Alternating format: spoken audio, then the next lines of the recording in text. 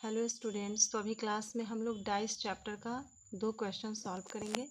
आपको डाइस के बारे में हम पुराने वीडियो में टाइप 1 क्वेश्चन सॉल्व करने के लिए चारों रूल्स को समझा चुके हैं। एक बार उसको आइए रिवाइज कर लेते हैं।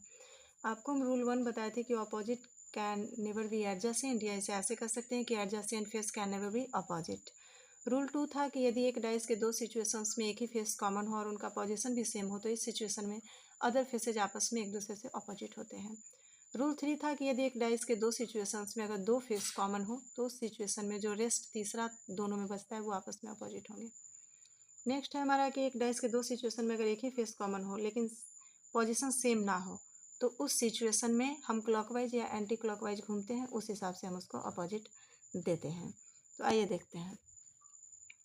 यहाँ हमारा क्वेश्चन कहता है कि which number is on the opposite surface of number 3। कहता है कि 3 के अपोजिट में क्या आएगा। तो आपको हम पिछले वीडियो में बता चुके हैं कि एक क्वेश्चन में एक डाइस का चाहे कितना भी पिक्चर क्यों ना दिया हो वो डाइस एक ही होगा, उसका वो अलग अलग एंगल से फोटो लिया गया होगा। तो यहाँ भी हमारे पास 4 पिक्चर्स हैं लेकिन चारों पिक्चर जो है वो एक ही डाइस है, अलग अलग एंगल से फोटो लिया गया है। 3 का अपोजिट हमें बताना है। तो आप किसी भी 2 का हेल्प लेके कोई भी रूल अप्लाई करके आंसर कर सकते हैं। ऐसा कुछ नहीं कि उसी रूल से बनाना है, चारों में से जो लग जाए। तो आइए आप पहले और दूसरे फिगर पे फोकस हो जाइए। आप देख रहे हैं कि दोनों में 6 3 कॉमन है, यानी यहाँ रूल 3 अप्लाई हो रहा है कि 2 फेस कॉमन है 6 6 और 3 3। तो रेस्ट जो बच गया 5 और 1 वो आपस में क्या हो जाएंगे अपोजिट। अब आइए आप थोड़ा सा दूसरे और चौथे फिगर पे फोकस हो जाइए। आप इन दोनों में देख रहे हैं 6 6 1 1 अपोजिट है। तो रेस्ट जो बच गया 3 और 4 तो वो आपस में अपोजिट होगा। हमारा सवाल क्या था, 3 के अपोजिट में क्या है तो 4।